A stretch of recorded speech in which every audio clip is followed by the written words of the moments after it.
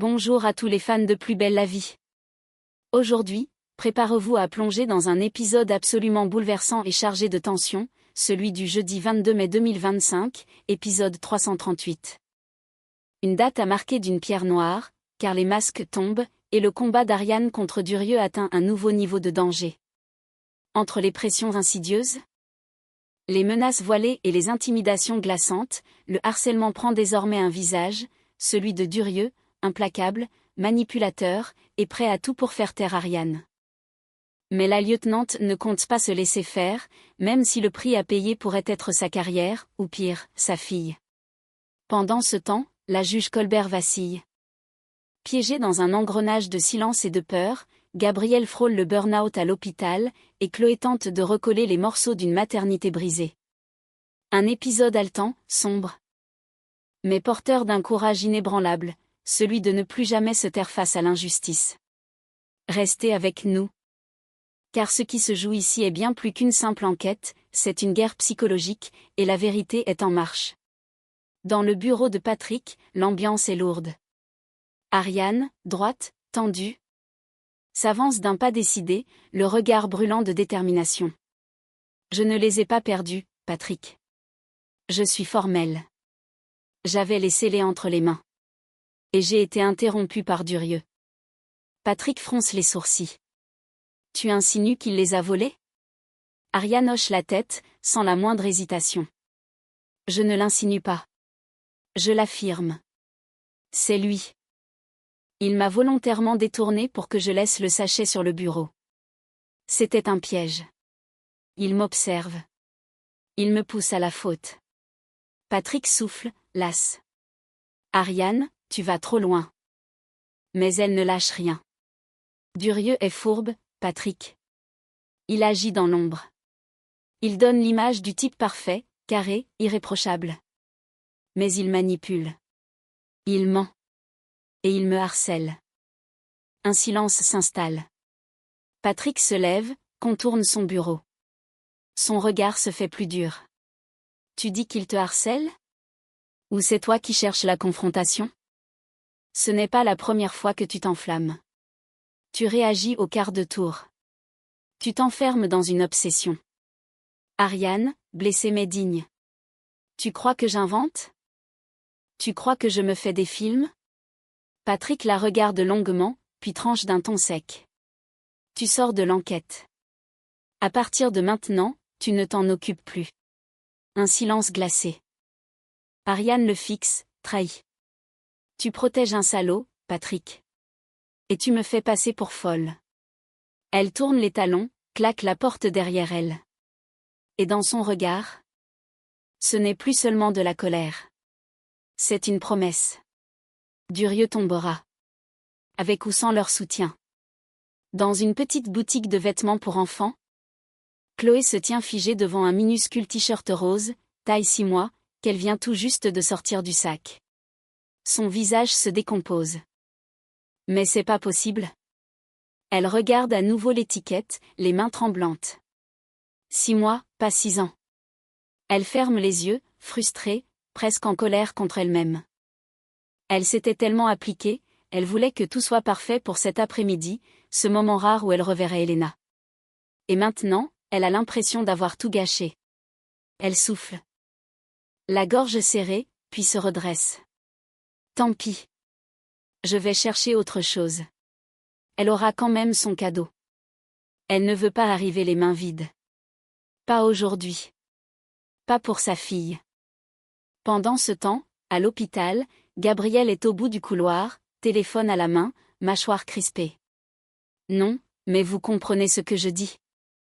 Il me faut un médecin de confiance pour assurer les créneaux de Léa.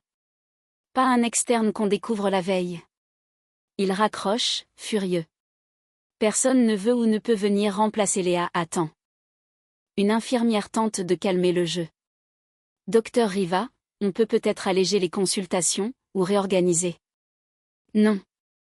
On ne fait pas du bricolage avec des patients. On tient la barre où on coule. Sa voix claque dans le couloir. Gabrielle est tendue. Trop tendue. Et sous sa rigueur inflexible, il commence à craquer. Dans le bureau feutré du palais de justice. Baignée d'une lumière de fin d'après-midi, la juge Colbert est assise à son bureau, stylo en main, visiblement absorbée par un dossier. On frappe à la porte. Entrez. Ariane pousse la porte doucement, le visage fermé, tendu. Madame la juge, je suis désolée d'arriver sans rendez-vous. J'ai besoin de vous parler. Colbert relève les yeux, un peu surprise. C'est à propos de l'enquête ? Ariane s'approche d'un pas lent.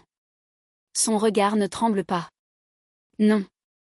C'est à propos de Durieux. Un silence immédiat s'installe. Colbert repose lentement son stylo. Je vous écoute. Ariane inspire, le ton ferme mais chargé d'émotion. Est-ce qu'il vous harcèle, vous aussi ? Est-ce qu'il vous met la pression ? Vous manipule ? Colbert se crispe légèrement. Son regard se détourne vers la fenêtre. Elle ne répond pas. Ariane insiste, plus douce cette fois. Je suis harcelée par lui depuis une semaine. Des gestes. Des menaces voilées. Des humiliations. Il ne laisse aucune trace. Et je crois qu'il fait ça à d'autres. Colbert ferme les yeux une seconde. Puis elle répond. D'une voix posée mais fuyante. Vous vous trompez, lieutenant. Vous devez vous concentrer sur vos dossiers. Je ne peux rien pour vous. Ariane la fixe. Elle voit la crispation dans les mains, le tremblement dans la voix, le malaise dans le silence. Vous avez peur. Vous ne dites pas tout. Colbert soutient son regard, juste une seconde. Et ce bref échange, sans mots, en dit plus que tous les discours. Ariane comprend, la juge est piégée elle aussi. Et maintenant, elle est seule, mais elle ne se taira pas. Au Mistral. En fin de service, Gabriel s'installe à une table avec Thomas, visiblement à bout. Il se frotte les tempes, soupire, le regard ailleurs. J'ai cherché partout. Des candidatures, j'en ai. Mais personne ne coche toutes les cases. J'ai besoin d'un médecin rigoureux, stable, fiable, avec un bon relationnel, et tout de suite. Thomas le regarde, un brin amusé. Tu cherches un clone de toi, en fait. Gabriel esquisse un sourire, sans humour. Peut-être. Mais je peux pas laisser l'hôpital tourner à moitié. Pas avec Léa absente. Thomas pose doucement sa main sur la sienne. Tu vas te cramer, Gabriel.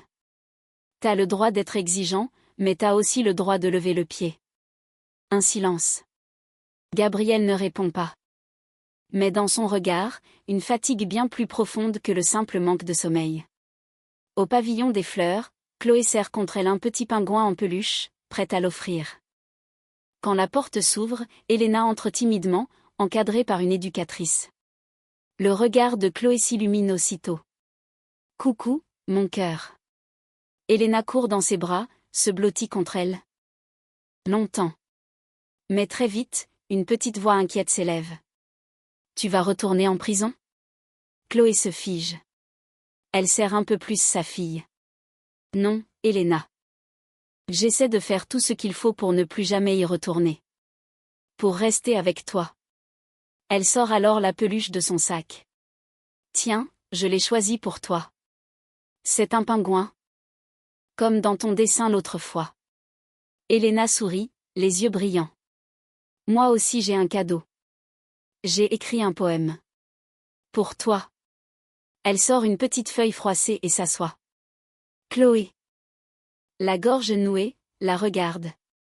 Tu veux me le lire ? Et pendant que la voix douce et hésitante d'Elena récite les mots simples qu'elle a écrits, Chloé ferme les yeux.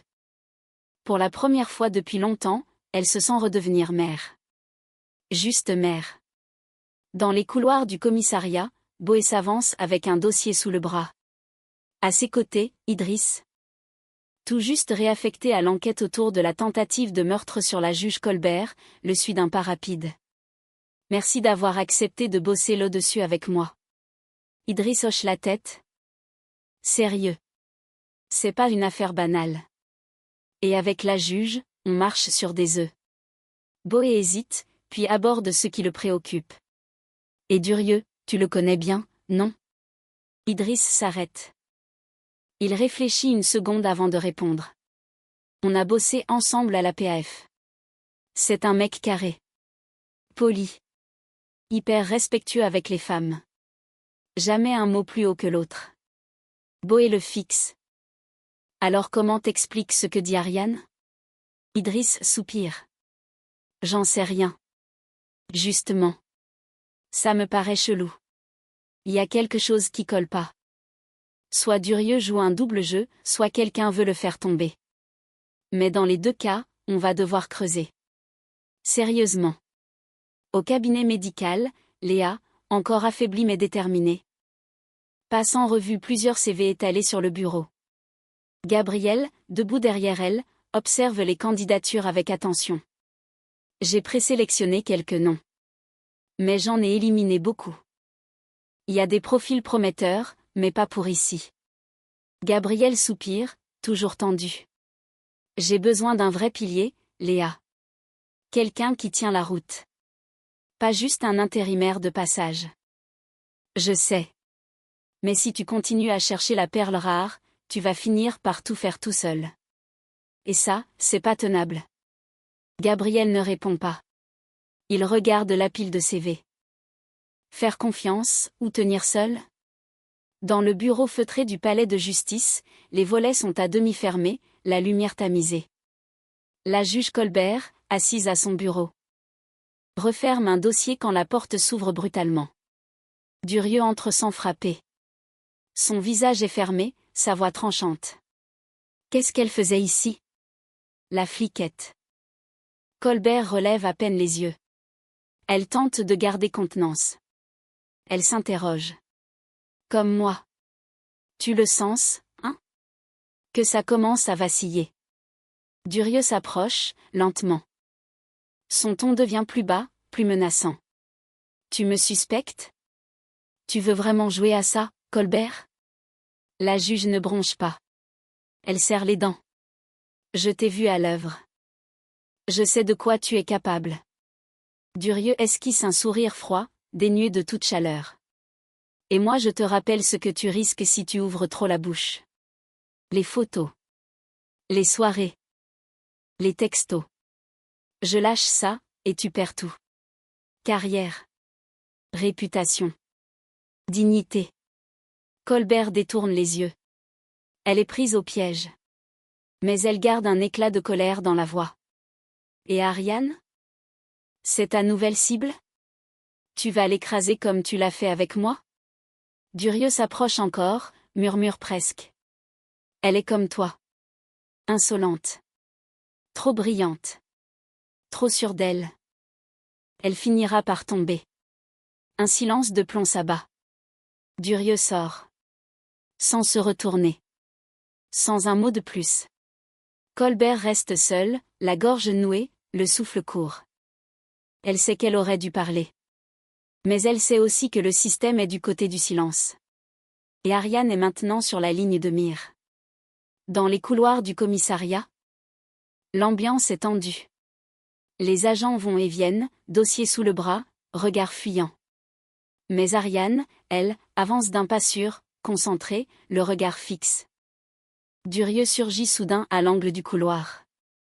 Il l'intercepte sans ménagement, la voix basse mais remplie de venin.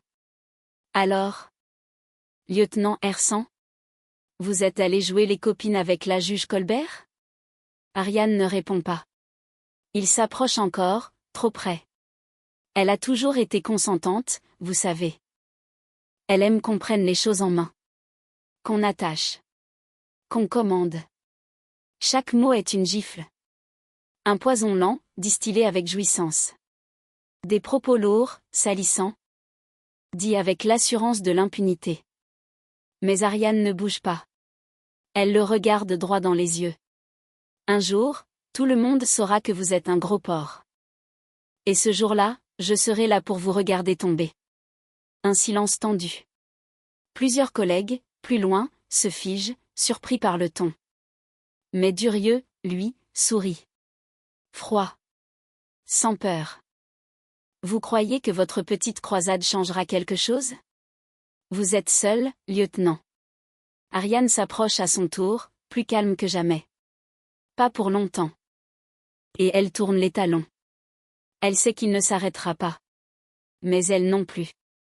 Dans le bureau d'Ariane, l'air est lourd, irrespirable. Durieux referme la porte derrière lui, sans frapper. Il s'avance comme s'il était chez lui, un dossier factice à la main. Mais ce n'est pas pour parler d'affaires. Dites-moi. Lieutenant. Vous avez déjà parlé à votre fille de Saint-Pierre-et-Miquelon? C'est calme, là-bas. Isolé. Parfait pour une affectation loin du tumulte. Ariane lève les yeux, interdite. Durieux poursuit, plus bas, plus dur. Parce que si vous continuez à faire la forte tête, c'est exactement ce qui va se passer. Elle le fixe, figé. Il sourit. Une mutation discrète? Légale, sans vague. Loin de Marseille. Loin de Zoé. Vous comprenez? Il s'approche encore, comme s'il la coinçait. Mais vous pouvez encore éviter ça. J'aimerais qu'on se voie demain. En privé. J'ai quelque chose à vous proposer. Un silence. Ariane est blanche, le souffle court. Elle sent l'étau se refermer. Il la menace en s'attaquant à ce qu'elle a de plus précieux. Et soudain, elle se lève violemment, sa chaise raclant le sol dans un bruit sec. Casse-toi. Durieux la regarde, surpris. Son sourire s'efface une seconde. Pardon. Je t'ai dit casse-toi. Avant que je t'en colle une. Il se fixe. Longtemps. Puis Durieux fait demi-tour, calmement, mais son regard est noir. Il ouvre la porte. Demain, 20h. Tu connais l'adresse. Réfléchis bien. Et il s'en va. Ariane reste seule, tremblante, les poings serrés. Le monstre ne se cache plus. Il attaque. En plein jour. Mais elle sait une chose maintenant. Elle n'a plus le droit d'avoir peur. Et voilà, chers amis, ce 22 mai 2025 nous aura offert un épisode de Plus belle la vie d'une intensité rare. Alors que Durieux resserre son emprise, Ariane, seule contre tous, refuse de plier. Face aux intimidations, au chantage et à l'isolement, elle reste debout. Sa détermination est intacte. La juge Colbert, elle aussi prise au piège, laisse entrevoir une faille, tandis qu'à l'hôpital, Gabrielle lutte contre l'épuisement, et Chloé tente de reconstruire le lien fragile avec sa fille Elena dans un moment d'émotion pure. La tension monte, les alliances se dessinent dans l'ombre, et une chose est sûre, le combat ne fait que commencer. Alors si vous voulez connaître la suite de cette descente aux enfers et savoir jusqu'où Ariane ira pour faire tomber Durieux, abonnez-vous, activez la cloche et restez connectés. On se retrouve très vite pour la suite, car à Marseille, la vérité finira toujours par éclater.